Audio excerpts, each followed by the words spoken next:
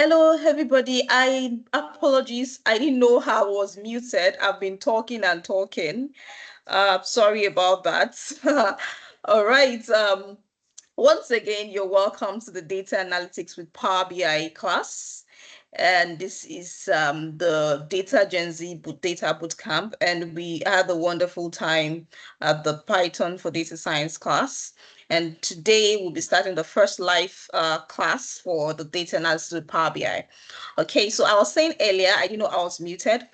I was saying earlier that we have a lot to cover within a very short while, and would we have we'll be using like a project-based approach to learning Power BI, because Power BI is a very robust tool for data analytics, and there are a lot of things to learn. But this bootcamp is going to get you started, and then by the end of this bootcamp, you should be able to confidently analyze data with Power BI and create your own dashboard. All right. My name is Grace once again. I'll be taking you through the data analytics with Power BI model alongside some of our other instructors, Joseph here, and some other volunteers that are supporting in the background. All right, so let's get started. Okay, so I was saying earlier as well that we're going to have in this live class. The essence of this live class is to do a recap of what you should have learned during the week. So we have a model such that you have the self-paced learning on the learning platform where you go through some content in order to, get you started on your own. Then we come to this class to do a recap, and then we have question and answers. All right. So because we have so much to cover, we would expect you to have, gone through some of the resources on the learning platform. Then we come here to treat questions so that we can, we can make the best use of our time together. All right. So today we'll be looking at an overview of data analytics, and then introduction to Power BI. And then if time permits, we could get started with a sales dashboard walkthrough, after which we'd have an open forum where we can ask questions. Okay, so for everyone that's on the entire data science program, you're going to be continuing with your previous learning platform. All right, so you don't need another access. But for people on the Power BI model, people that just enrolled for Power BI, all right, we would actually we send you a link to enroll for the learning platform. Just few persons have enrolled. So if you have not enrolled on the learning platform, please check your emails in your inbox or your spam folder for the link so that you can get started as quick as possible. Okay, someone please can help me respond on the group. We are let them know that the class is currently ongoing so that they don't miss this session. I think someone is saying that maybe there's that would be meeting in the next class. Please help me respond to that. All right, thank you. Okay, so we'll be getting started right away, and I would like to share my screen. If you have questions, there is a link or a Slido link where you can drop your questions. So you can start dropping your questions, and then we will treat them after the recap session. All right, let's get started.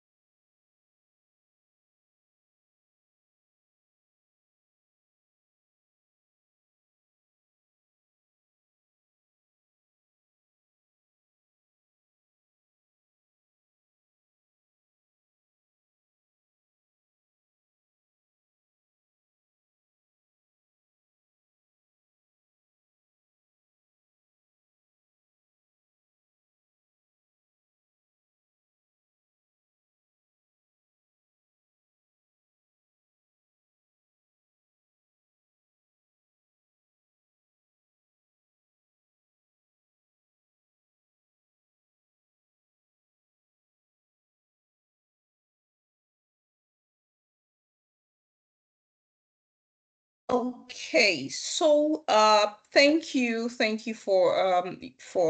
joining once again. Thank you, Samuel.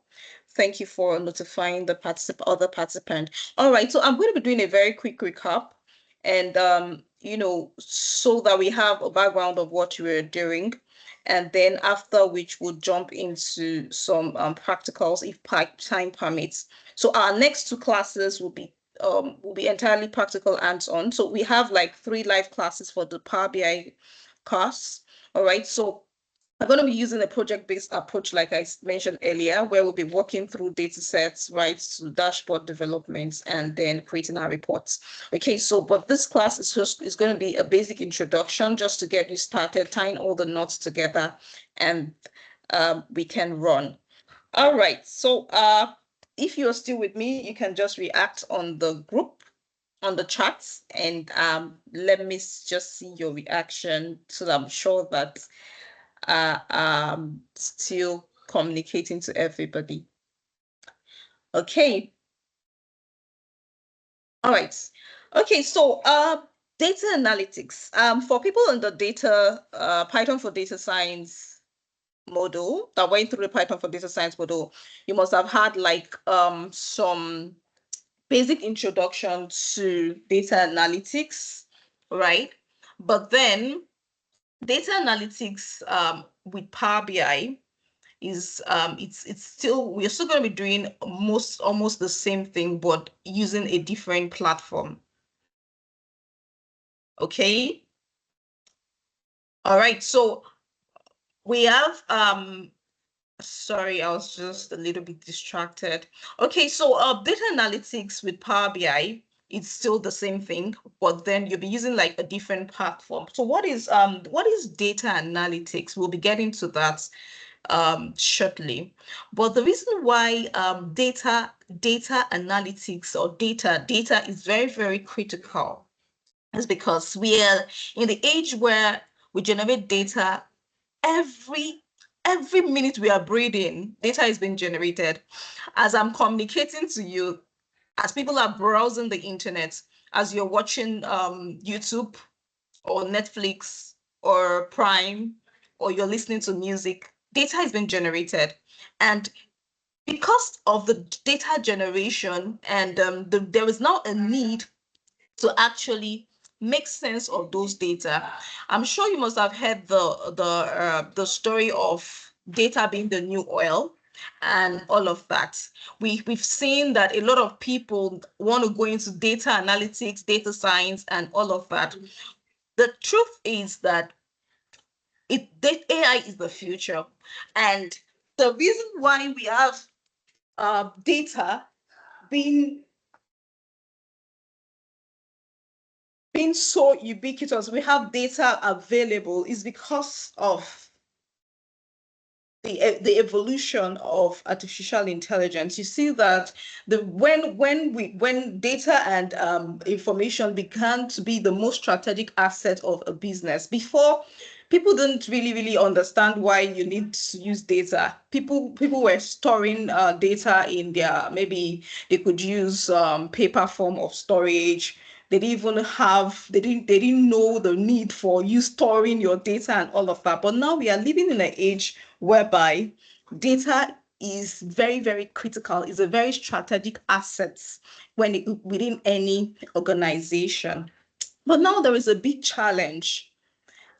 We are generating data. When we are going through the course of this model, we'll be seeing some data sets, right? But then the problem of understanding and the right application of this data is a challenge within businesses. And you find out that when businesses can rightly analyze their data, they make a lot of profits.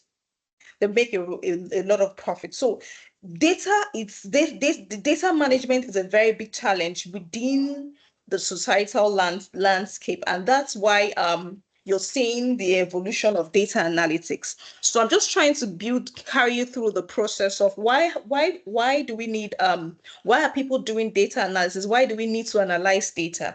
Okay, so there is a retail business use case where A retail business, for example, like a supermarket or maybe a sales store, they can decide to use the vast amount of data they generate to track inventory, to identify purchase habits between their customers. They want to know how many people are purchasing a particular item at critical different dates.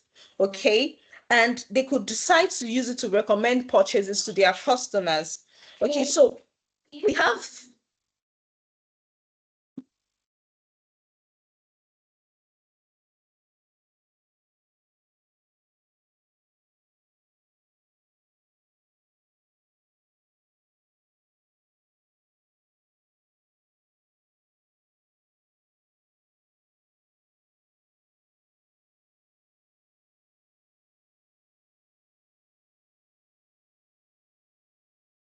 we could have additional information like the business, they want to find out about the daily or the monthly sales pattern, or they want to segment or examine day over year. They want to know the amount of sales made on the previous month and compared to this month, and what would be the likelihood of, like now we are in November, they want to know, okay, by February 2024, what is our projection? What is our sales projection? All of those things, use data analytics to verify that. Okay, so in this case, these are real issues within many businesses. This is just a case study. We have issues. We have data cut across different organizations, different spheres in education, agriculture. In agriculture, a farmer might want to use the data generated to know, okay, what's the best time to harvest this particular crop? When am I supposed to put fertilizer? And so many other things that you can use data for. But then there is a place of you having the data, and there's a place for you doing correct analysis of the data, that is generating insights. And that's where your skill set as a data analyst comes in. You see that a data analyst's role within an organization is very key, because they stand in a place whereby they help the organization to make profits. Organizations do not just take, it's just like they are like the guide within the organization. They tell them, okay, this is what to do to make the necessary profit in so and so month. And so their position is very critical within an organization. So I just identify different problems, right, that we can use data to solve within a retail business. Okay, so there are key ways to solving these problems.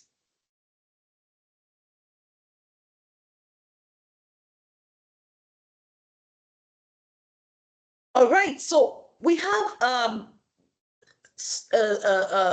something called data storytelling. And what is data storytelling? Data storytelling involves you creating a report that tells a story about how a business should take a particular action. All right. You're telling a unique story right from the data gathering phase to the analysis phase, to the reason why you're having some key performance indicators highlighted in your report. And then you're communicating this information to a novice, somebody that doesn't even know about data and algorithms, somebody, to a layman. All right. So data storytelling is very key when it comes to your role as a data analyst. All right. So business decision makers, they depend on accurate story to drive business decisions. They depend on your story as a data analyst. And data analysis help to overcome these challenges and pain points with insight, identifying what to do with your data. Okay, so as a data analyst, you'll be doing a lot of data storytelling, creating reports, generating insights, so that business or stakeholders can make the right decisions within their businesses. All right, so I had to go through this introduction just to give you like a background of what we are doing, and before we delve into Power BI. So we have in our previous recordings, bootcamp recordings, we delve deeper into all of this. So I'm going to move fast because of our time, so that we can go into some more other things before we take our questions. So I'm just getting us started for today. By next class, we'll just be jumping right into our practicals.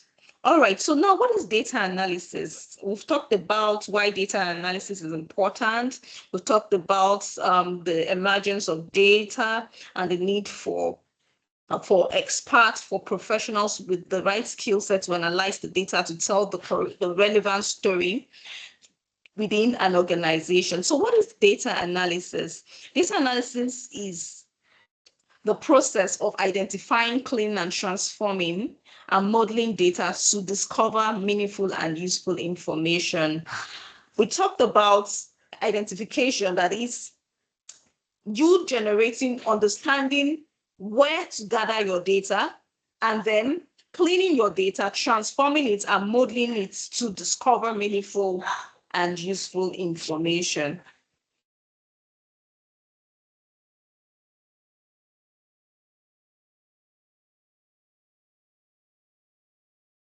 Okay, just a minute. I was told some people out in the lobby. Let me just check that quickly, and I'll be right back.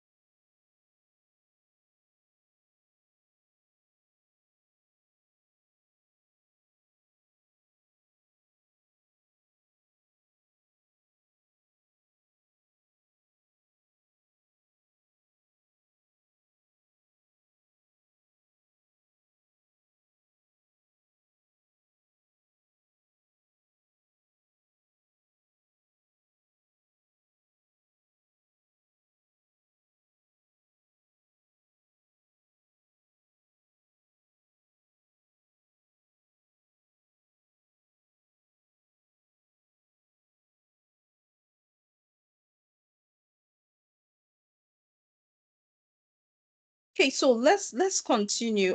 Just try to check. I didn't see any other person on the lobby. I think everybody that needs to get in are in already.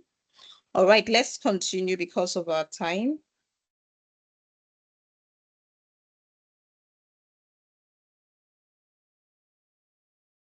All right, I was just talking about data analysis.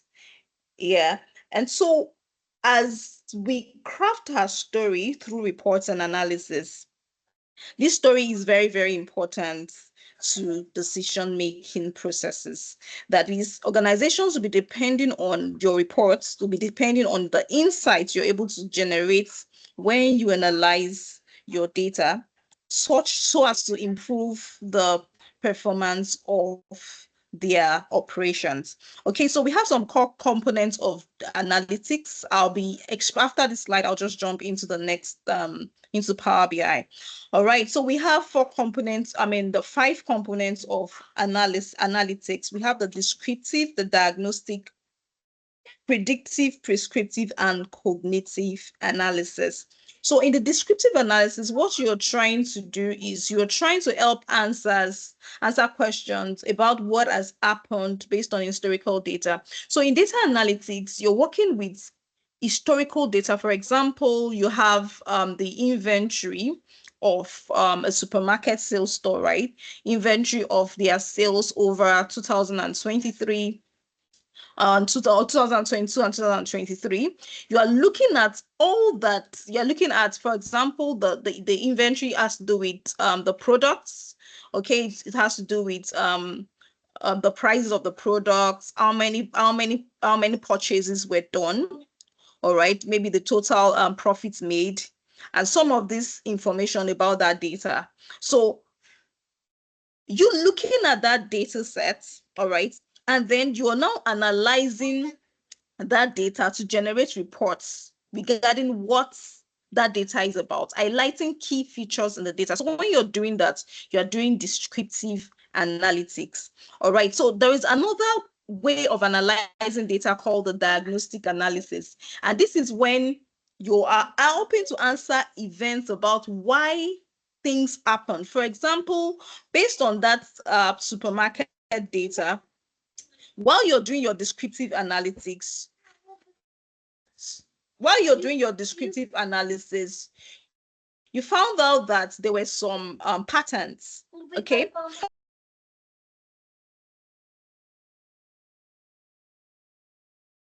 You found out that there were some patterns, and then maybe some persons were buying a particular line of products. Maybe you had more purchases of some particular line of products compared to some other ones, and you are asking the question that why are people actually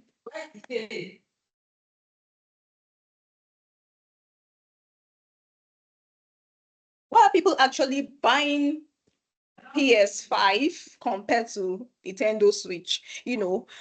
What you're doing there now, you've gone beyond descriptive analysis, which is just the general question of what happened with that data. You're doing a diagnostic, like as if you're finding, like you're going as a patient to an hospital and they tell you that, okay, you need to carry out the test. They want to know why a particular, maybe you're having the symptoms and they want to know, okay, why are you having that symptom? So what you're doing with that data is the diagnostic analysis. You want to know the cause of events. All right, so we have the predictive analysis as well. So when you're doing predictive analysis, you're already getting into data science, machine learning. This time around, as a data analyst, you are trying to make predictions of like a forecast of what will happen in future. Like I mentioned in the previous example, that for example, you want to know now what will happen in 2025 in that supermarket based on historical data. So what you're doing at that time is predictive analysis. You want to answer questions about what will happen in the future. So there are a lot of tools that you can use to do that in data analysis. For people in that did Python, right? You would have learned some things regarding some core features of Python, where you've done your descriptive analysis, you've done your diagnostic analysis. But when you're getting to machine learning, building machine learning model, predictive models, right? You're doing predictive analysis. That is, you are trying to use your historical data to identify a trend and determine if they would likely occur in future. All right, then the prescriptive analysis is when you're answering questions about what are the steps to take to achieve a goal. For example, I will identify that your PS5 and Nintendo Switch. People are buying PS5 more than Nintendo Switch. And then from your prediction, you're seeing that by 2025, the sales projection of PS5 would go by maybe 80%. All right. And then in your prescriptive analysis, you're already answering questions that what are the features? What are the features that would affect those things? What are the things that would cause those sales to go up? So those are the things that you'll be recommending to your stakeholders, that okay, you need to pay attention to maybe the consoles. Maybe you're working in a manufacturing store where they've manufactured these products. Okay, you are telling them, okay, these are the features of what actions to be taken with respect to the sales of this product. Okay, then finally we have the cognitive analytics, where we are it helps you to learn what might happen if things changes. Like what if you've actually made predictions that okay, the PS5 will have like so amount of sales, and then if those things don't eventually happen, probably, of course, there could be some issues that might occur. You do your cognitive analysis where you determine how you can handle such situations when they occur. Okay, so you're trying to derive conclusion based on existing knowledge bases. That is like a feedback loop where sometimes, when you're doing machine learning, you've made your prediction that, okay, this person, okay, let me use an health care related case study. We have a situation whereby you've imputed all you've asked the relevant question from the client. You built a predictive model where you've been able to determine whether a patient will have malaria or not, and then after the patient had answered all the question, and the prediction is saying the patient would have malaria. And meanwhile, when they ran the test, the malaria result is saying that the patient does not have malaria. Now there are two discrepancies. There's something wrong somewhere. There is a parameter that has changed, So now you have to go back to find out when this circumstance happened, what are the things, what are the other factors I need to include in my data sets that would alter the course of events so that something like that will not happen again, so that you will not have occurring false positives, like sorry for using some technical terms, but let me just break it down. Reoccurring situations that are false. All right, so that's when you're doing that, you're doing cognitive analysis. Okay, now let's jump into the business of today. All of this roles in data will be done during our mentorship sessions. Let me run through to Power BI. Okay. Power BI. Now, when you're doing data analysis, there are several tools that you can use for your data analysis. Okay, so Python is one of them. The way you do Python, you write codes to do that. But then for data, if you're doing business intelligence, Power BI is just like Power Business Intelligence, a Power Business Intelligence tool. It was designed by Microsoft, and a very, very interesting tool. We have other tools also like the Google Data Studio, we have the Tableau, and then we have some other interesting BI tools. Okay, so these tools are specifically for people that are into business decision making, and they want to generate insights related to businesses and in form of visualization. Now you're going beyond, you're not doing machine learning now, right? But doing machine learning is like an added advantage when you are a data science, a data analyst, right? But then for people in the business intelligence field, they want to they're not practically building ML models, they're not building chatbots, but then they are focused at the forefront of helping businesses make incredible decisions that will generate profits. Okay, so that's why people venture into the BI aspect of data. Okay, so part of the tools you'll be using as a business analyst or business intelligence specialist is Power BI. All right, and it's a reporting solution. So it's a very interesting tool, just like people that can use, if you can use Excel. So think of Power BI like a tool like Excel or Word. Word is used for what? Typing, documents, and all of that. Excel is used for analysis, right? But Power BI is very, very good with designing dashboards and visualization. So we have the Power BI is used for creating stunning visuals and for creating interactive reports. So we have the three major components of Power BI. We have the Power BI desktop, which we told you all to download. If you have gone through the LMS, the first thing to do when you want to work with Power BI is there's the Power BI desktop version, which is free on Microsoft's website. The link was provided on the learning platform. When you visit that link, download the version related to your system. So if you're using a 64-bit, you download 64. If you're using 32, download 32. And for people with Mac, so there's been this issue of, Microsoft's Power BI not supported for Mac users. And that's why some people go for Tableau, right? But then I don't know at the moment if they've created one solution, but I know that there are some bypasses, like there are some third-party softwares that could help you to install Power BI on your Mac systems. Okay, but then if you want to use Power BI, you first of all start off with your design on the Power BI desktop. It's a desktop application that has to be installed on your system. So I believe you all have Power BI installed. If you have Power BI installed, you can just give a thumbs up. You can react on the chats, or you can just drop an emoji. Okay, great. I can see your hands. All right. And then afterwards, after doing all your reports and your design, there's something called the Power BI service. The Power BI service is an online platform. So you do your designs on your Power BI desktop first.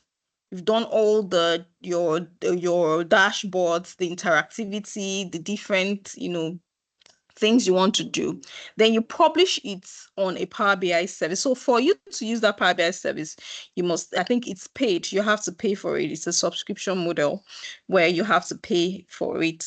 So it's an online platform that helps you to organize all your dashboards in a particular a beautiful way, such that you can set up some automations with the Power BI service. You can distribute it on the website. You can you can do some cross-platform integrations. You can integrate it on the on your mobile app. You can convert your beautiful. So the way the report, you can do some automated report generation, such that you have your data set stored somewhere on the database. You connect it to your dashboard, and automatically you're having like real time business real time dashboard being generated, right? It's just like maybe we have one of those champion leagues sports, and you as a data analyst, you design the dashboard for them where they can be seeing what is happening, the number of goals happening on real time. So as they are uploading the data to the database, or to Excel, whatever storage, okay, you've created a pipeline where it goes through the funnel of your Power BI interface, where the users can see it, and then it's being automatically updated. They are seeing the live, all the visuals. Okay, so with your Power BI service, you can do that. Okay, but then you need to purchase it on your using your Microsoft account. Then we have the Power BI mobile app, where you can access your dashboard as well on your mobile phones. You can create it as an app. So you can create an application that is like a business intelligence tool, where somebody can have a storage somewhere, and they are monitoring, for example, maybe ATMs, banks, for example. Maybe you want to monitor the state of inflow and outflow of your cash within your ATM machines. You want to know, okay, as people are as they're updating their reports, that okay, this is what is happening. So as you're seeing it on your mobile phone, okay, there's a map somewhere. Oh, this person, this ATM is actually low on cash. Can we quickly load it up, and all of that? You can do that on your Power BI mobile. All right, so this is how it looks. This is the desktop version, this is the service version, and this is the app version of your Power BI. All right, so I'm going to go right into all of this has been, dealt with in previous class. So I'm not going to go through this because of our time. We have some other things to cover. Okay, before our quiz break, I'm going to go run through another slide before we're quiz break, and we take questions. I'm going to run through another slide quickly for your for you all. Okay.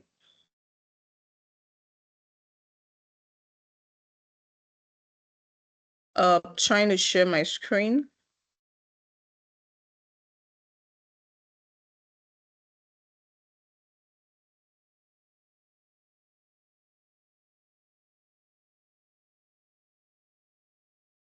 Okay, just a minute.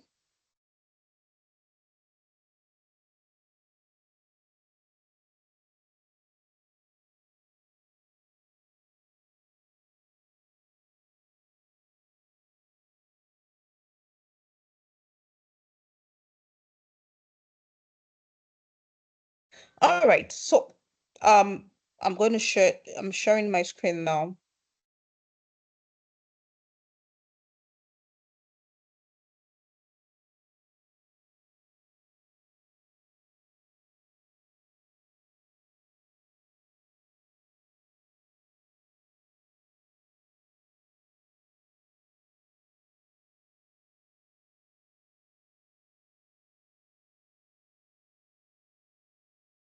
Okay, I believe you can see my screen. All right. So, I'm trying to navigate. Okay, it's hanging. All right, so we'll be talking about the dashboard creation process. Now, before you before you decide to say, I want to create a dashboard using Power BI, I've explained what data analytics is. I've explained why we need to do why we are doing data analytics. I've explained the different type of analysis. I've explained the Power BI itself, the different components of Power BI. And now to start off with your data and your dashboard creation process, there are different steps that you need to take as as a data analyst. So the first step is gathering the right requirements, requirement gathering. That is, you have to have some conversations with your stakeholders. You have to identify your stakeholders. So in a situation whereby you're working in a company, you know that, okay, your stakeholder could be your customers, it could be your executives in the company. You have to understand, you have to do your requirement gathering. That is, who are the people concerned with this report I want to build? What are their needs? You have to gather what they actually what's the problem I want to solve. You, this would guide your process of developing your dashboard. What are their needs? Who are the stakeholders? What's the problem and what are their pain points? So those are the things that you would use, because that's what they want to see solution, because businesses they think profits, they think about creating solutions. They want to see, okay, maybe a company has been losing money, maybe because they've been investing in the wrong products. Maybe probably the company has been buying a particular product and people are not, they are not, I mean, they've been investing in a particular product to sell to people, and maybe why people are not buying it because it's not needed. Okay, so maybe that could be their pain point. So when you gather this requirement, that will guide you on what kind of data sets to collect, or what kind of data sets I want to focus on, or what would my dashboard look like, because that is what will be interesting to your stakeholders. You're creating something such that when they look at it, they know that, okay, all right, this is I think this is what we need. They want to they are ready to jump in and to make the next decision, because data don't tell lies if correctly analyzed, right? When you gather data about, people can always make a hypothesis and say, oh, all blacks are fair. And that is wrong, right? Not all blacks are actually fair. We have people that are fair, we have people that are dark. So, but then when you do like a data gathering, that could be an hypothesis. That could be, maybe there's a discrepancy between people saying, oh, all blacks are fair. Some people are saying, oh, not all blacks are fair. All right, okay. As a data analyst, you go and gather data about all of you might not, we do with sampling in analysis. You do some statistical sample. You take samples. You cannot gather the data of the entire world or the entire Africans. It's not possible.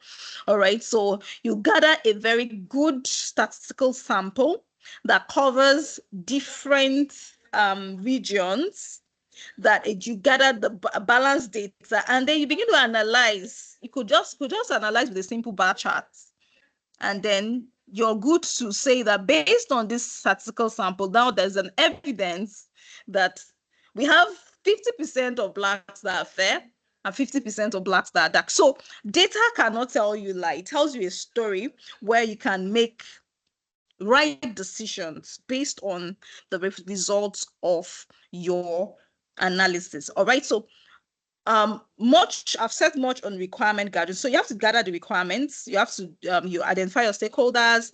You speak about their pain points. What are the KPIs? What are the things they need? Then you talk about the scope of the projects, the scope of what you are doing. Like I mentioned, all backs are fair in Africa. Now you know that, okay, I'm dealing with Africa. I'm not dealing with the whole world.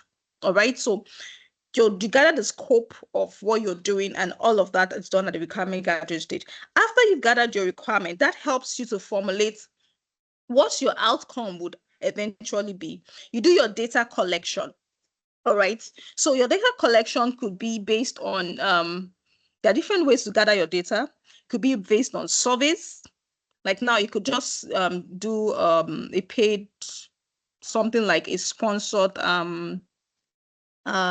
well, let's say sponsored, or a tipped kind of a tipped survey. Like you tell people to, okay, feel, people might not give data. They mentioned earlier that data is like crude oil. People guard their data. They might not give you information about themselves, but maybe when you add some stipends or some, rewards to it, people might want to.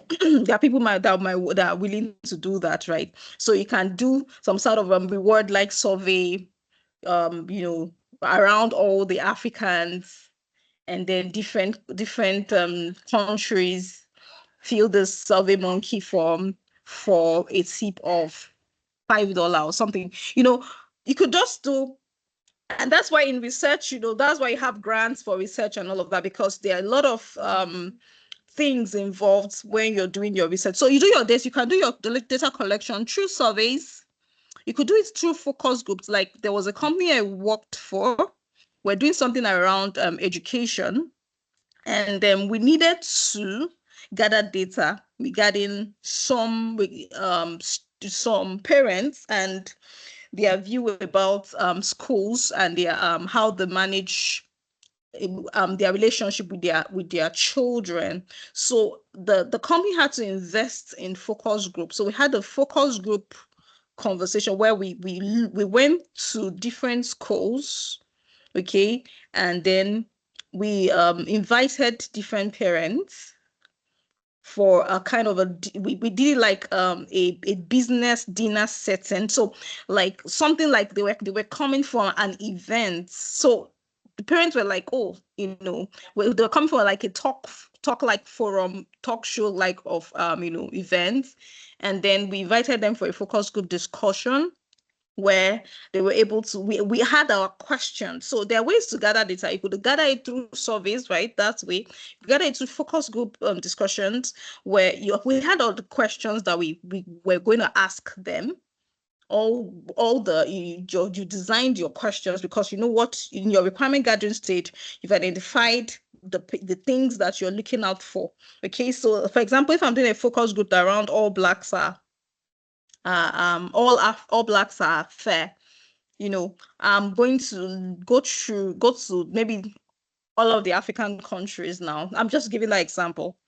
Approach different people, maybe like 10 people in all African countries, invite them for a specialized event. And then I cut across the statistics. Yeah, I'm just giving a picture of what the data collection phase can look like. So, have a focus group discussion, have a list of questions that I want to ask. So when we did the discussion, all those focus group and all of that, of course, would cost money. After which we even gave them gifts for coming, we give them food. It made them feel like, oh, I mean, it was a very important event. But then we had our goal in mind, what we're doing. We're creating a solution and we needed to gather data. Okay, so you have the focus group, you have interviews. You could do it through interviews. You could do it through surveys. You could even have the data available in the database already of the company that you're doing a research for. Okay, so data collection is key. You collect your data. After you gathered your data, now in Python class, I'm sorry I'm bringing in Python here because it's a boot camp, so I'm trying to connect the dots of all that we are doing. In Python, we did pandas for data manipulation. data cleaning, like using it to clean your data and, deal with missing values, deal with duplicates. So in Power BI now, we're going to be using, there's another platform where you have the Power Query Editor, where you can, instead of writing all the codes, you can do your data transformation in your Power Query Editor, and then you can do your relationships. In Python, you do your joins, your concatenates, and all of that. In Power BI, you have the data model where you do the data model where you could use to create your schema and your relationships. Okay, so we're going to be doing all of this in live class, but I'm just explaining this process so we understand what we are doing. So we also have you have the data transformation and modeling stage. When you import your data, after collecting your data set, you need to organize it, clean it, prepare it for visualization sake. So you have cleaned your data sets. You're going to transform it using some DAX queries, some DAX in Power BI. There's something called the DAX expression, data analysis expression, where what you use to clean your data set, to create measures and to create some calculated columns in your data set, like additional tables within your data set. And then after doing all of that, you have the data visualization blueprint, where you have to now start creating your visuals. And then you have the dashboard layout and design. So all this beautiful dashboard you have, there's a lot of work that went on the background. So there are different ways of creating your dashboard layout. Some people even go as much as possible to use Adobe Photoshop to create their templates. Some people use PowerPoints to create your template, and some people just create it there on the Power BI interface. So whatever works for you, you have to understand that you have to create a layout and design for your dashboard that will be visually appealing to your audience. And then you would check for interactivity. So you have to check for connections between your dashboard, then do your testing, and after which you present and share and interpret your results, and then you maintain and refresh your dashboard. So we've said so much, and I want to just touch on, before we go into the the Power BI interface, I want to just share some common charts that's and why what you can use for those charts. There's one thing to know your data. There's another thing to know what kind of charts am I going to use when it comes to this type of data. Okay. And so in data visualization, what you're trying to do, you're trying to our data analysis, you're trying to turn your numbers into pictures to understand them better. That's just a simple explanation. But then, okay, sorry, this was saying Excel. That was a mistake. I want to say Power BI. We have the bar chart and the column charts. So the bar charts or the column. So in the Power BI, we have the column chart, we have the clustered column, we have different charts in Power BI. So I'm going to just navigate quickly as I talk. So let me just navigate as well as I share the different type of charts, because over time.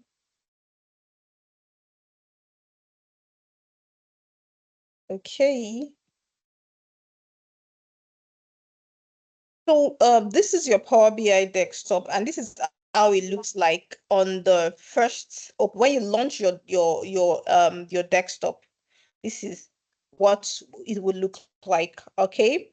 And then we have the file pane.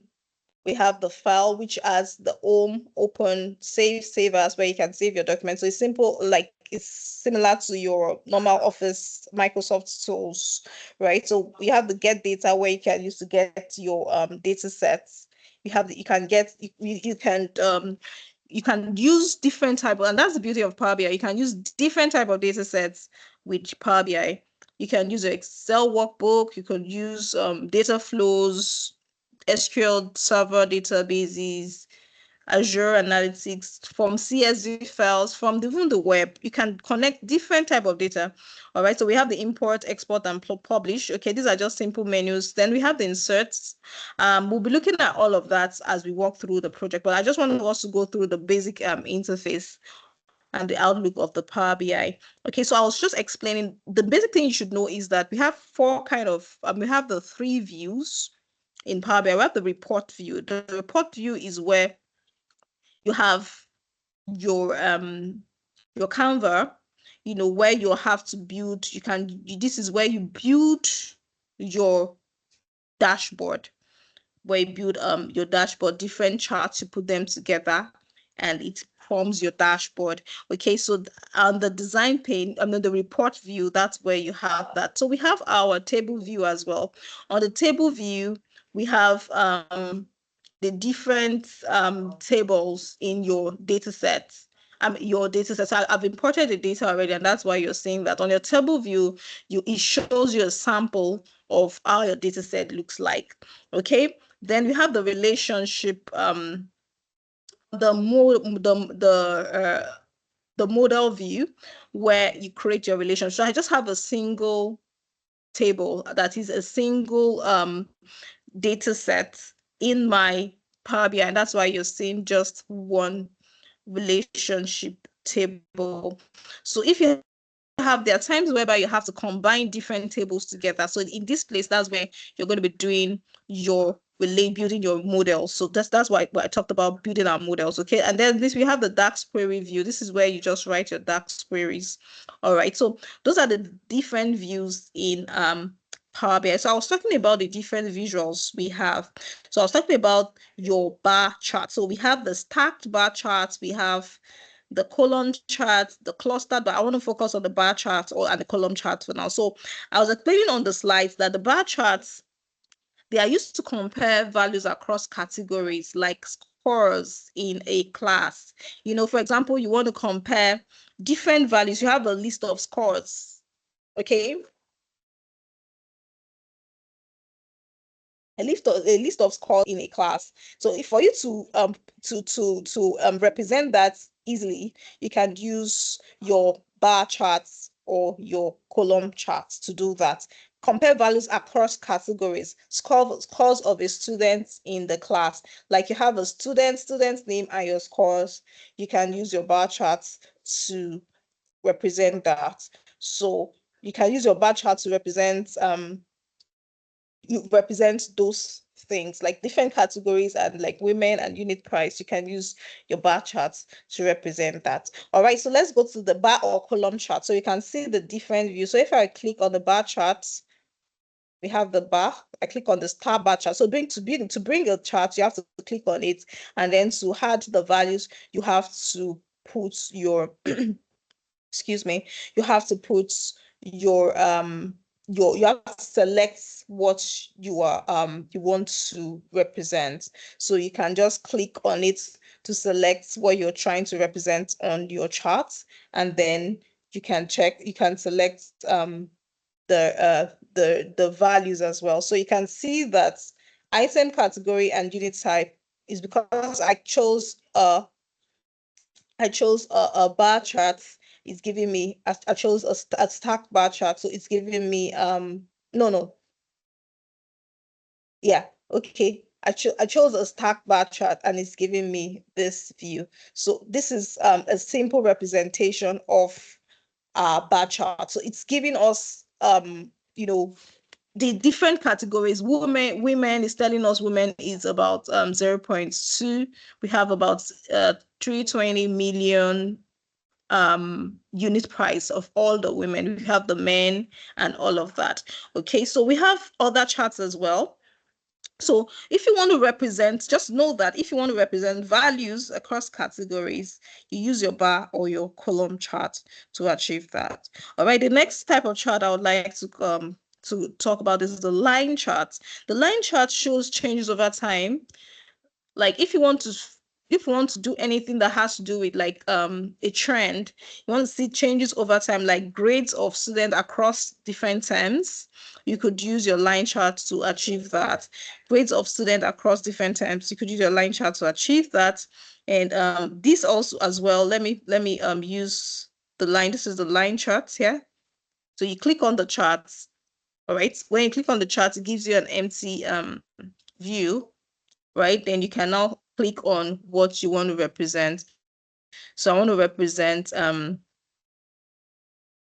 want to represent the states price across different states. So you can see that if you want to see a trend, so you can see the sum of the unit price across different states and how it's dropping. Okay, so use your line chart to represent that, something that has to do with changes over time. Okay, use your line charts to represent that. All right, so we have the pie charts as well. We use the pie chart to show like you can use the pie chart and the donut chart now to show how things are split up. Like if you want to show different categories, let me bring out the pie chart. Pie chart. You can, this is the pie chart and the donut chart. So let me just click the pie charts. Okay, you see, because I didn't take, I will be getting to that during our class too. I didn't state, let me remove this. Let me remove all this. Sorry.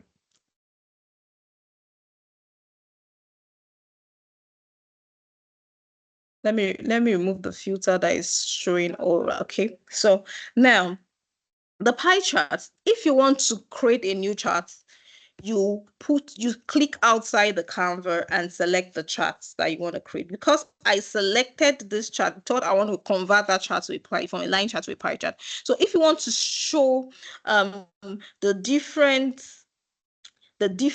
how things are split up, like boys versus girls, or the number of male versus female, some such simple categories. So your pie chart should not be too, this is too much. The categories here are, they are too much. So maximum three, four is good. So that you can, instead of doing lots of categories, you can use another chart to represent it. You can use your bar chart to represent this um instead of your pie charts. Okay. So, but if it's something like gender, male, female, or something like this, okay, now I think something like the chain, we could use it. Let me change this to a line chart so that and let me change this. Let me reduce this.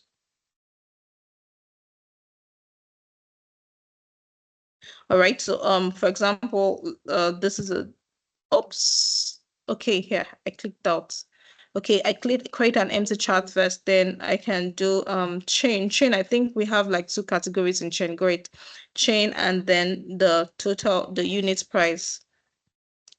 Okay, now you see that this is two category, is well defined, easy to read.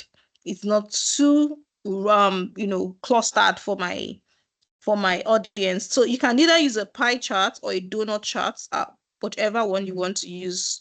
It's good for that purpose. Okay, so we have the pie charts used to show how things are split up. Then we have the scatter charts that shows like a correlation between different variables.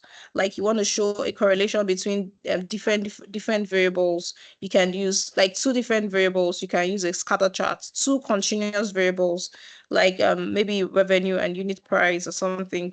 You can use a scatter chart for that. Okay. All right. So let me do that quickly. Okay, let me, item category. It's not a very good,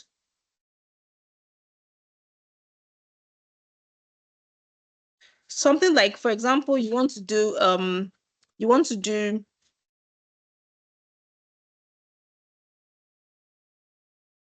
of different states. You can use a scatter chart for that. I kind of data. So it's depending on your data sets, that will determine what kind of charts that you would use. You have data sets, geographical data sets, where you have the codes of your, if for example, if I have a country and the codes here, I don't have a country. If I have a country, okay, I have a state. If I have the map between the states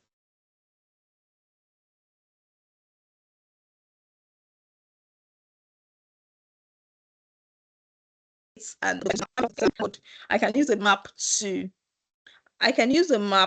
to represent that. Okay, all right. But for now, I don't have that kind of, this is the map charts. I don't think, let me see if this would work. I don't have that kind of, okay. It picked some of them. Let me see.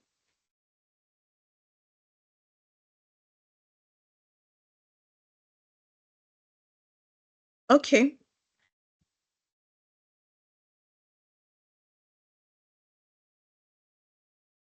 All right. So it's not very robust. You can see, okay, it's showing me the different states. We have the this is like a map depending on your location or what is in your data set. So if you wanted to give you an African kind of map, you have to supply the data related to that region.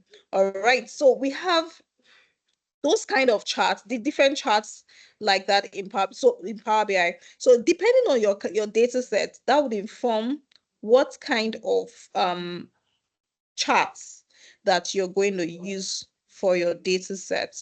Okay, so I'm back to my slide.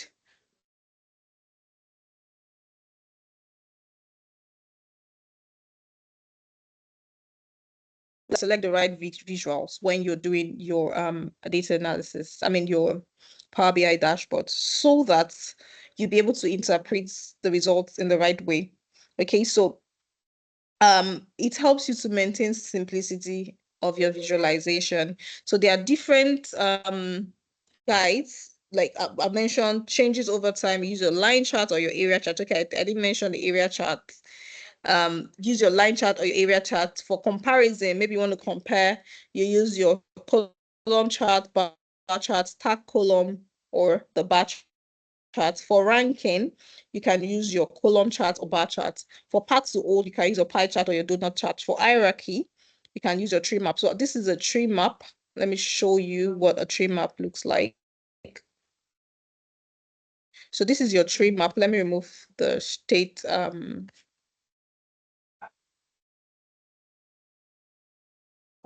data set, so I can have something like this. This is the tree map here.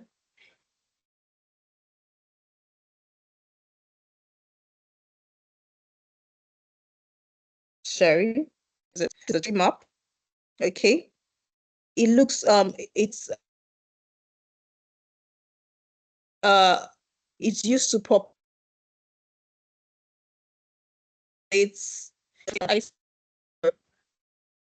Yeah, so you have something like this. It's telling me that the women, right, we have 63, with the women purchased 63,103 items. Kids purchased 53,269 items. We have the shoes, right? Okay, women's item, the number of women's items that were purchased, number of shoes that were purchased, number of accessories that were purchased, home, and all of that. All right, so the tree map, this is a tree map. It helps you to show the different item categories hierarchy that is now here. From a glance, you can see that the women's item is the most, all right, purchased. The men item followed by the men's, then they have the kids, the junior, then all of these other ones are lower hierarchies. Okay, so that's what a tree map does. We have other map, we even have Python. You can integrate Python into Power BI. It's very, very robust, but that's not in the scope of this training. This is a beginner's training.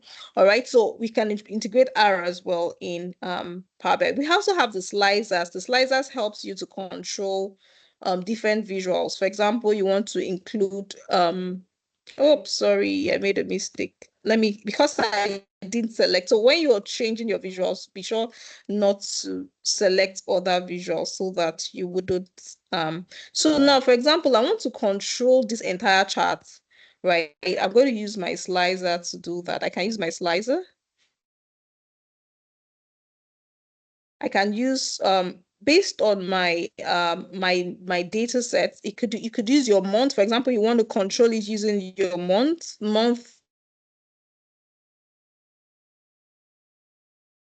field, like I want to be able to filter based on maybe the type of chain line of products. Okay. I can use my slicer for the chain category. So back to this place. So when I just click chain, okay, it gives me a very beautiful slicer. So that, and then your slicer can be formatted in different ways. It could be a checkbox, it could be a drop down, however you want to format it, right? You could do your formatting, and I'll be showing you in the next class how to format your visuals and all of that, because that would take another time. So you can just go to format visuals, right? Go to the slicer settings, change it to it's a tile or a drop down. I can, for example, I want to use a drop down. So here, usually use a drop down when you have a long list of categories. But here I just have a single, I can just go for a tile. If I want to go for a tile, this is how it looks like, something like this, and format it directly. So I can just put it somewhere so that when I click on Fashion Direct, it controls the entire visual. So it gives me everything that has to do with the Fashion Direct chain. If I want the next look chain, right? Probably you have a company with different branches. You could use the slicer for the branches. All right, so that's for each of the branches, you're seeing the visual related to that branch. All right, so we have the slicer. We also have the gauge. We have a lot of visualization. The gauge is used to measure, like you want to measure KPIs. You want to know how it's increasing, whether it's positive or negative. This is the increase and the increase KPI button as well. You have the KPI. So depending on the kind of data you're using, you have the composition tree.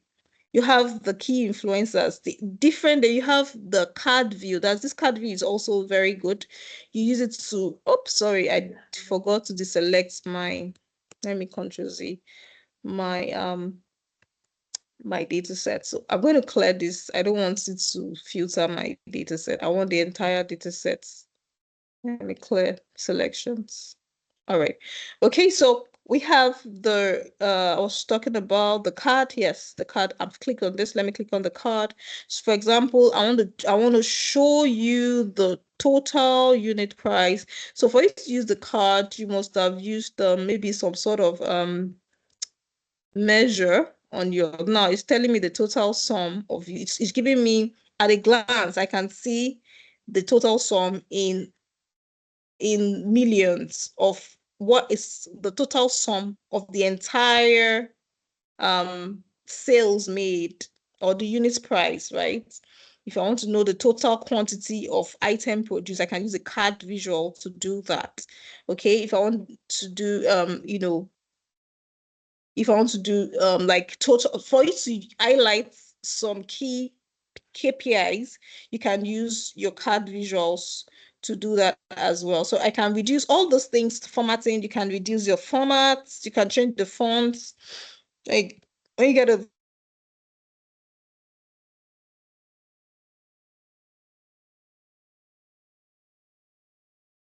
format of your visualization.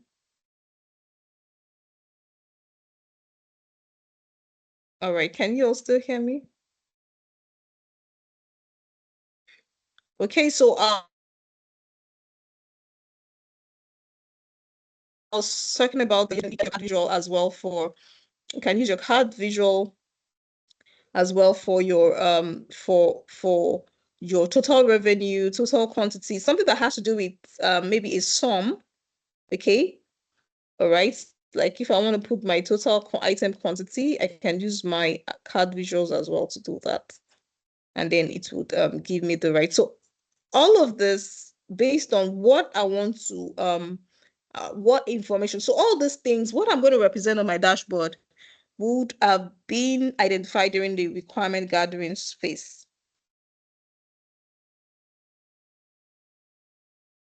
And that would form how the templates of my,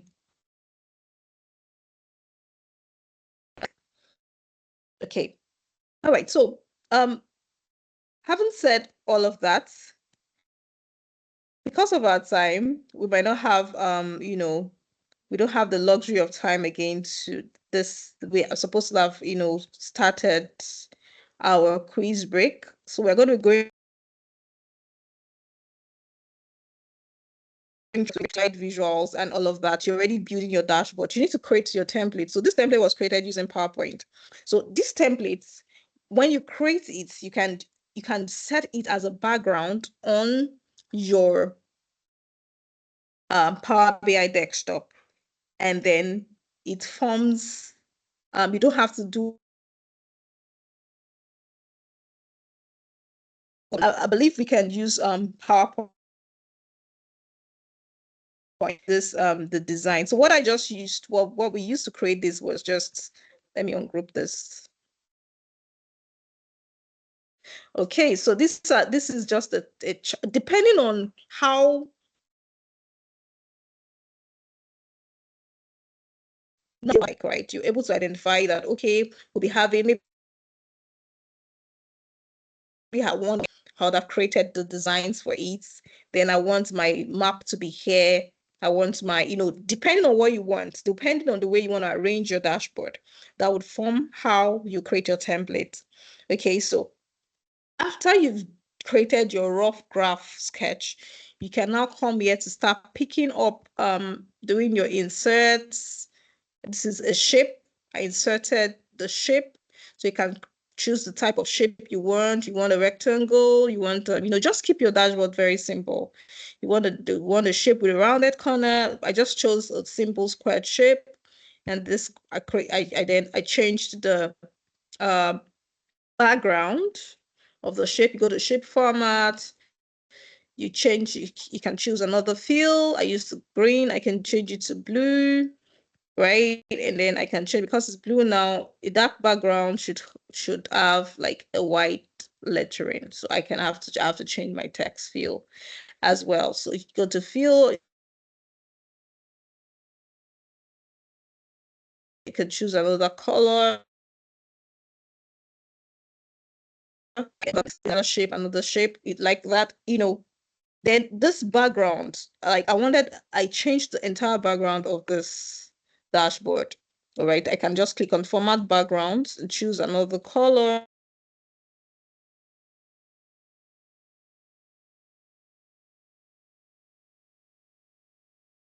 I can use something.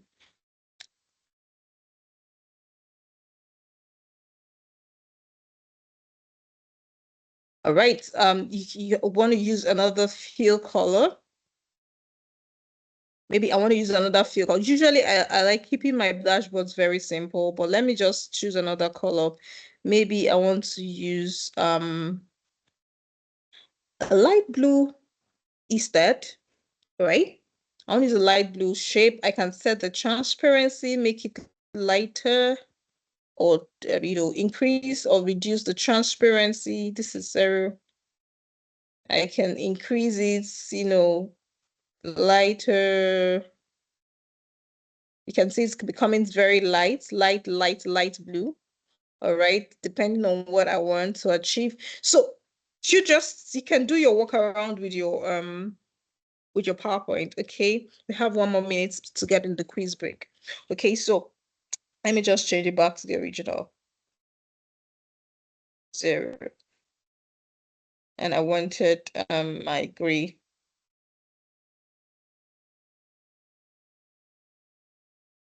All right.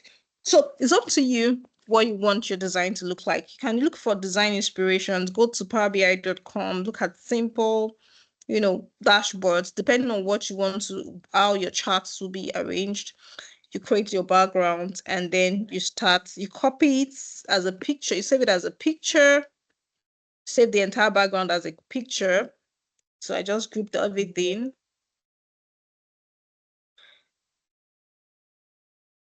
So we'll go over this after during when we want to create a project, entire project, from scratch, end to end. So I had to go through this so that you would be able to have a background of what we are, have a background of what we are doing. Picture, then when I come to my Power BI desktop platform, all right, I would have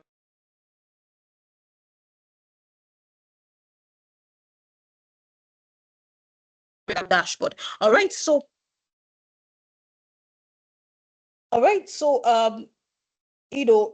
this, let me stop at this place for today because of our time, so that I can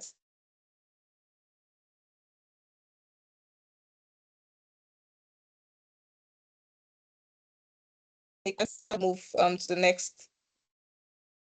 I want us to go to the Slido link quickly. This is the Slido link. I'm going to be sharing it again. This is the Slido link, and join.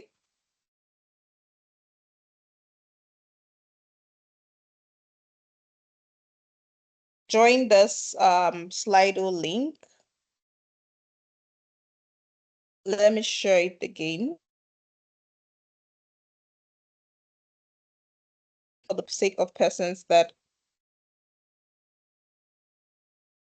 Slido.com. I'm trying to get the link across to you all. The same link that you used for asking questions. So I just dropped the link in the chat. Okay. Go to that link and you can start joining the quiz. It's time for the quiz break.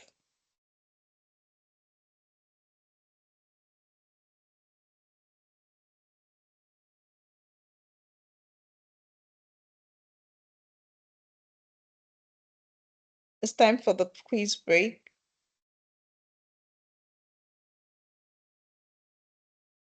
I don't know if you can still see my screen.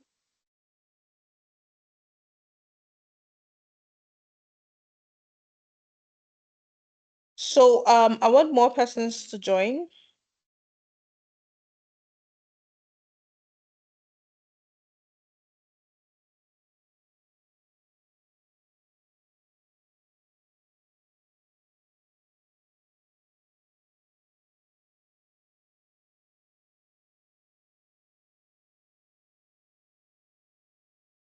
Definitely, a time is fast spent.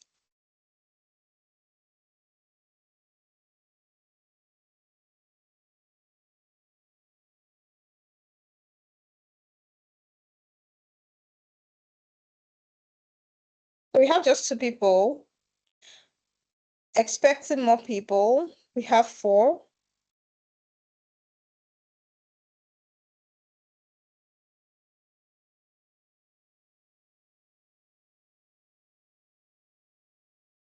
%, joining. If they are simple questions, don't worry. You would have it, done within. So it's just going to be fastest fingers first. It's very simple. So the only thing now is how fast can you answer the question? So we have 9.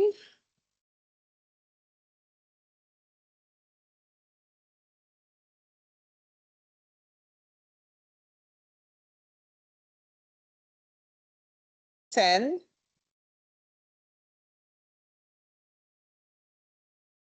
Okay, 11. Should we wait for more persons?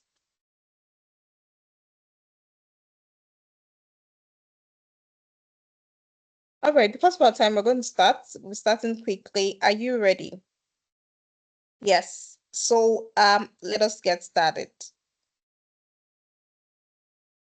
Okay. What is the primary purpose of data analysis? Data visualization, data storage, insight generation, report creation. What is the primary purpose of data analysis?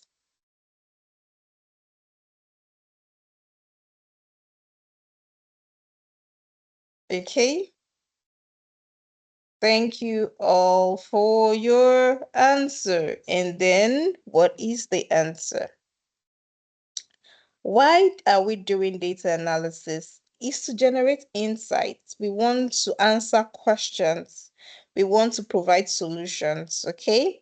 Thank you, everybody that attempted the question. We have Chris, Andrew, Amos, Kevin, everyone. Sakwe, thank you all for attempting it. Okay, so the next question, very quickly.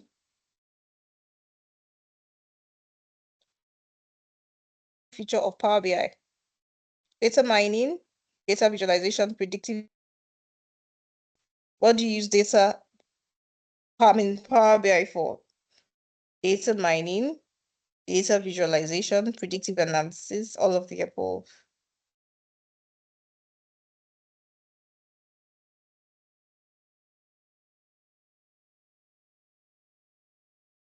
All right, so we have a tie between data visualization and actually use it for everything. Use it to mine data. So what is data mining? You're using it to extract information. And you use it for predictive analysis as well.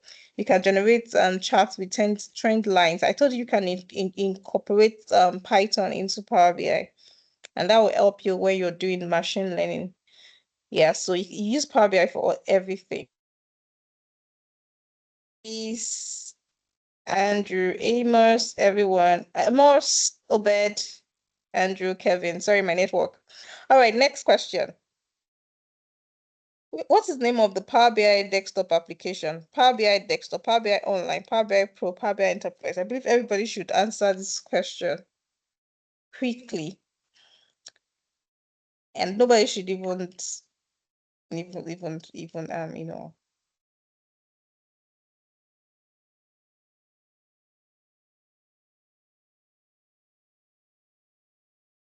All right, great. Thank you all that you all, did not fall my hand. Thank you. All right, great. Okay, next question. All right, well, the fastest finger was Amos. Thank you all for attempting. Which chart type is best situated for showing trends over time? I think I mentioned that trends over time. Which chart do you use for that? Trend over time.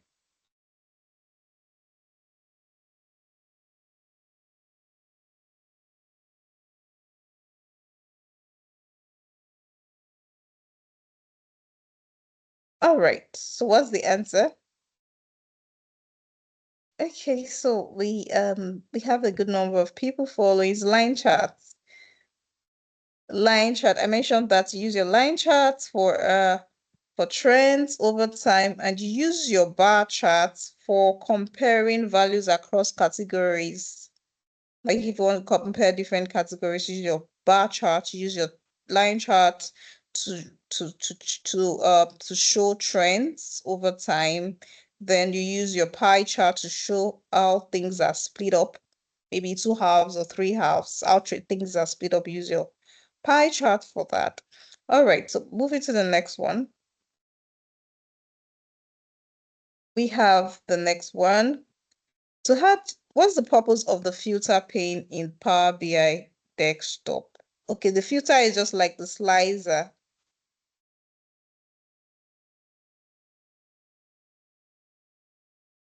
It's like the slicer. The filter is like the slicer. It's not the visualization. I didn't mention the filter, but then it should help you give you like a tip of what is to filter for data now. So there's a filter pane where you can, for example, maybe you want to filter the records on your Power BI desktop. You use your filter pane to do that. Your records for data analysis. when you're analyzing, you maybe want to filter based on top 10 category. You know what the filter does in Excel, right? You just want to select some, some records. All right, you want to select some records. Okay, we have the next one and the sixth question. Which of the following data types can be imported into Power BI? Which of the following data types can be imported into Power BI?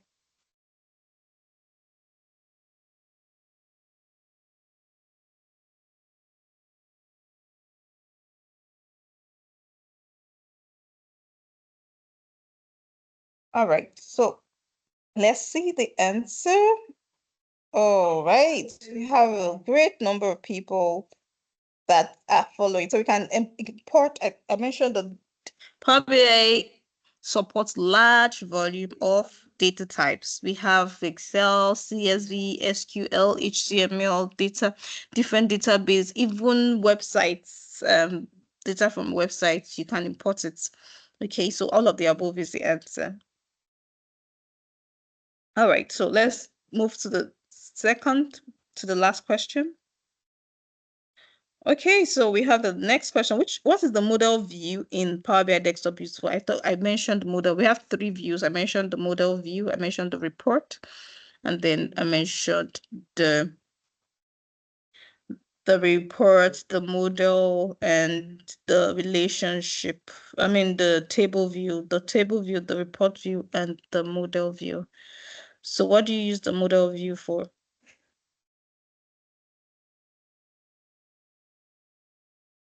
What's happening? It's not going. I mean, okay, how's my network? What's happening? Sorry, can you all still hear me?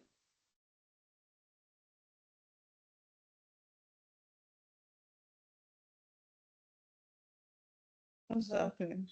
Hello, can you all still hear me?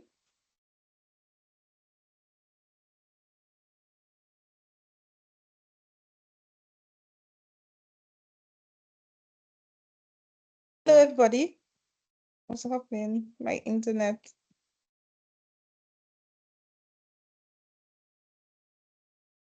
Can you all hear me?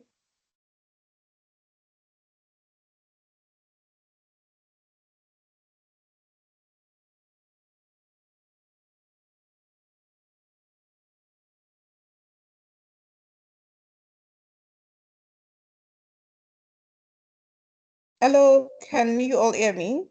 I don't know if you can hear me. My system is kind of hanging.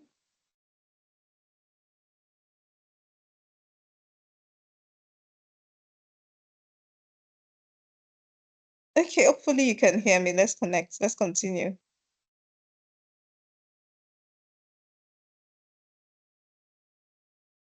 Connection lost.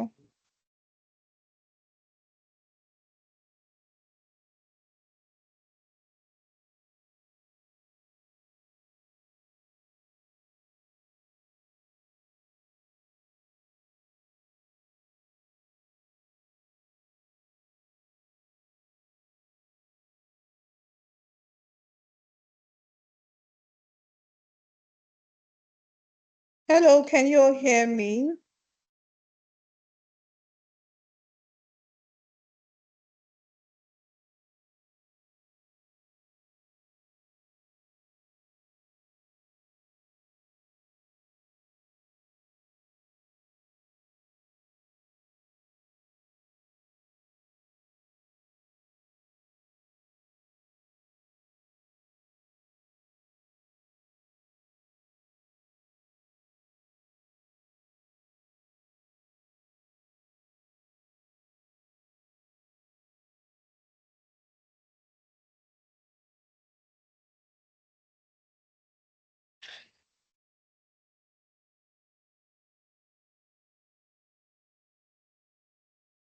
Hello, can you all hear me?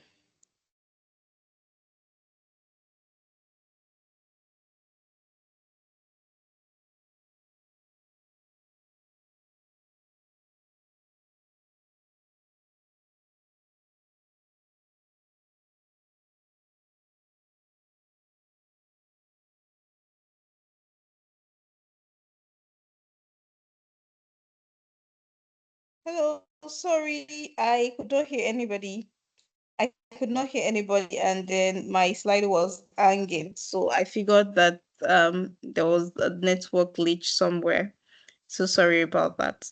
Okay, so let's continue. Let me share my screen again. Thank you all for your patience. Um, okay, so I'm going to be sharing my screen.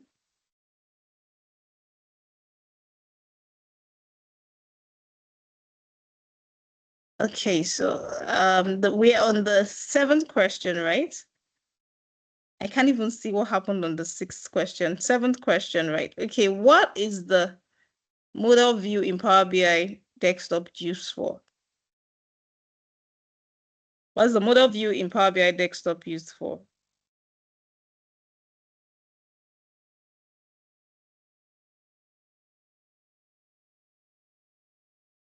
All right, let's see the answer.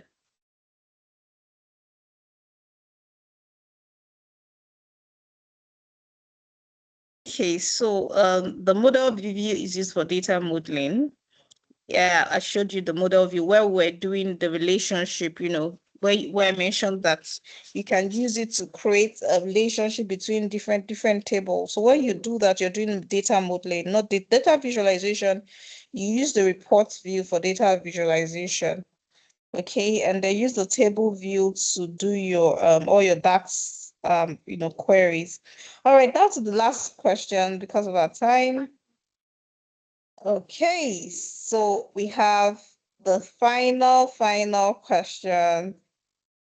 Are you ready? Fastest fingers. All right. Which type of chart is used for comparing categorical data? Mention this categorical data. What type of chart do you use to compare categorical data?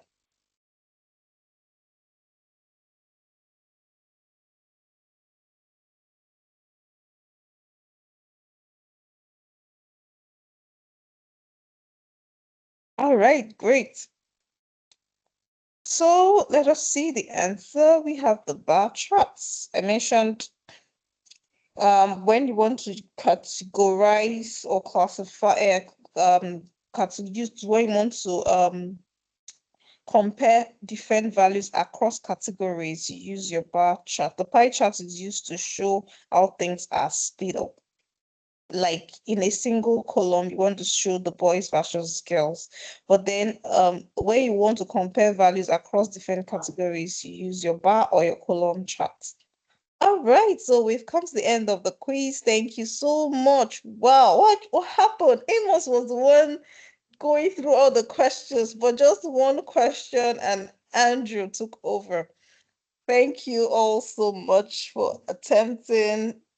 I believe you learned one or two things. Thank you, Chris. Thank you, Kelvin. Thank you, Taz. Thank you, Andrew. Thank you, everybody, for all your attempts. Okay. All right. So we're going to do our questions now. Questions. Now is the time to ask questions. Any questions? Ask. Let's do that quickly within the next few minutes we have left. So we have a question on Slido. I'm just going to go through that now, and then if you have questions, you can drop it there as well. So we have, okay, so data analytics with Power BI class. I'm having problem installing Power BI. It keeps bringing error occurred while downloading Power BI desktop. When I want to start to install the setup, probably your download was not correctly done. So if you have a partial download, your installation will be having issues as well. So ensure that you have a very strong internet connection and do a very proper download of your data Power BI desktop. That is one. Then two, ensure that you're downloading the right version for your system. Okay, so if you're using Microsoft, you're using Microsoft 20, it's 64 bits operating system. Ensure you're installing 64 bits. If you're using 32 bit, ensure you're installing 32 bits. All right. So the next ones are just Okay, so self-graded exercise needs to be submitted in Power BI. I don't think they are exercises, self-graded exercises. I know we had them in Python, but in Power BI, are you referring to Power BI class? Okay, so you can just if you can just drop a comment in the chat if you're here, send me Oluwa. Okay.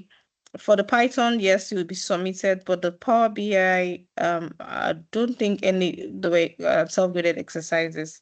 We're just told to recreate some dashboards for the Power BI class. There are two key dashboards on the one sales dashboard and another one on the elements that we're told to recreate. So try to recreate that for your learning.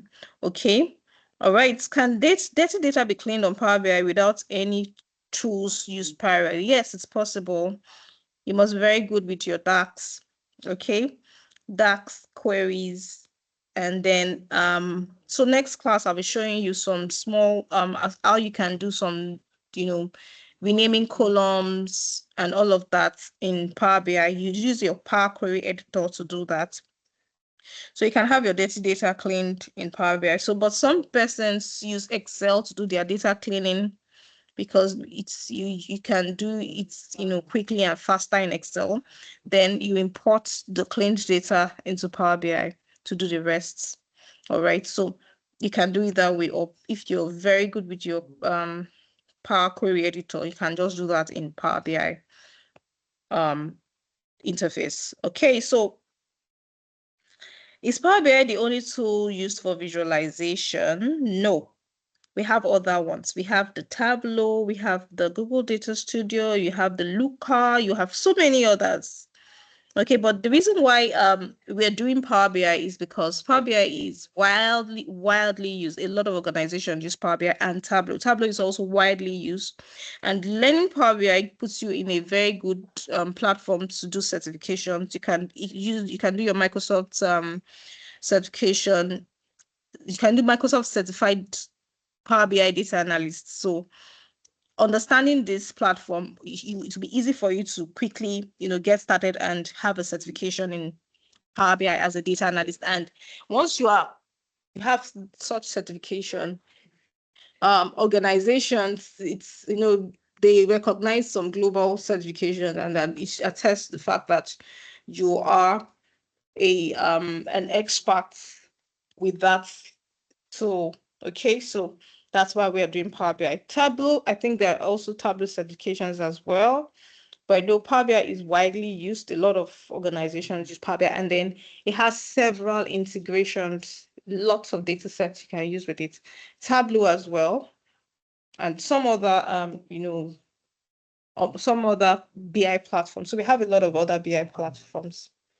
Okay, so for the next question, okay, Simi was referring to the Python assignment. Yes, it's the submission link is on the LMS under the class recordings for Python for data science module.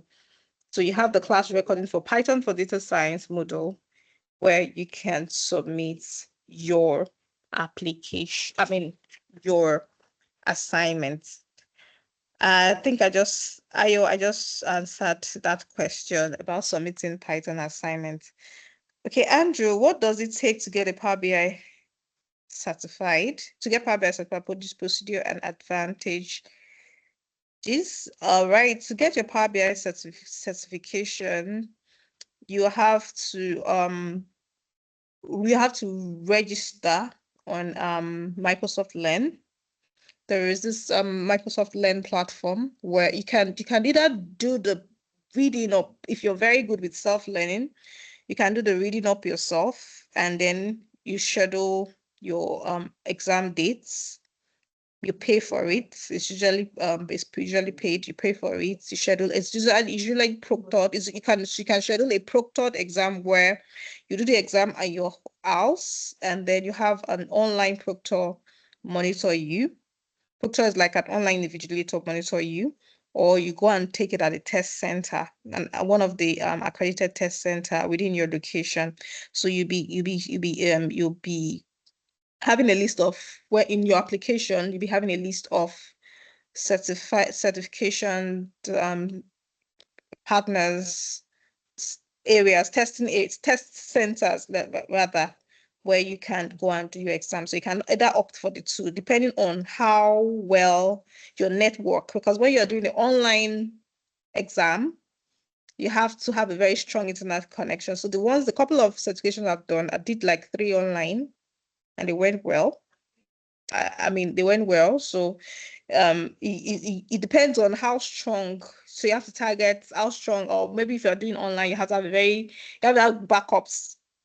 Now, when there are glitches, you don't have to have, excuse me, it doesn't affect your final exam output because time is counting. Okay, so you pay for your exam. You have to go through. It's a very, very rigorous exam. It's practical, right? It's a very practical exam.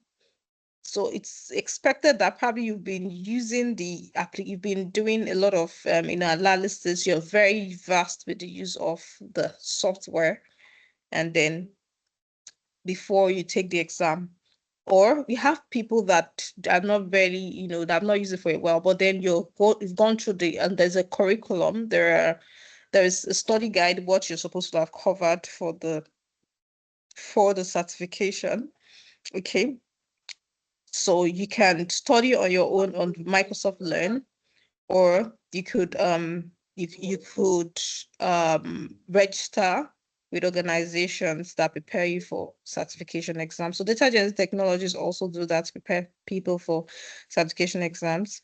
All right. So, but then that's those ones based on the organization that they have their different fees for that. But then you can do your study on your own if you're very good. Then you get the past questions, do some mock before you finally do the final exam. And so the advantage is just that when you're Microsoft, it adds to your portfolio when you're Microsoft certified. All right. But though you need to, those certifications are usually renewed. You have to renew it every year. You do like a certification exam every year too, because there are some updates on the softwares that you need to recertify on.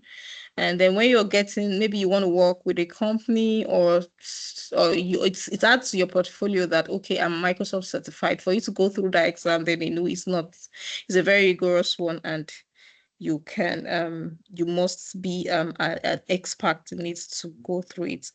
All right, what soft skills can we learn in data analytics? So we'll be having mentorship sessions, and we're hoping to have one. We're supposed to have one this weekend, but we're still trying to speak with some of our mentors if they would be available for those sessions. But however, we'll communicate to you. So there we get to ask questions, outside all the art skills and everything. What are the other things that we need to focus on in our journey as data analyst or data scientist? Okay, so that's that. But then for the question here, soft skills, you have to be a very good communicator. You have to know how to communicate your solutions. You have to know how to share your story. You have to have a good command of having to share to interpret your results, because beyond just knowing the art skill of designing dashboards and everything, you should be able to interpret your results. Okay, our time is up. I think I'll just have to stop there for now because I don't want to eat into your time. Yeah. Thank you all so much for joining. I believe you learned a lot. I enjoyed every moment spent here. Please, let's try to do a lot of practice on our own. I believe that the more we practice, the better we'll become in doing this. All right. So, and then our next session will be on Friday, Same time. Sorry about the link once again. We'll see what's happened. We'll check for what happened, and then we'll send you an updated email regarding the next class. Okay. We'll be sharing a link on feedback. We want to hear your story. If you want to share your story with us, we'll drop a link with you on the group chat so that you can share your story and then we can publish it if you would like to have us do that. All right. Thank you so much, everyone, and do enjoy the rest of your morning, afternoon, evening, wherever you're joining us from. Have a great day. Thank you, Joseph. I don't know if Joseph is here. Thank you. Thank you, everybody. Thank you, my assistant. My assistant communicator on the group. God bless Susakwe and everybody that has been, actively committed to this program. Thank you all for your commitment and enjoy the rest of your day and week. Bye for now.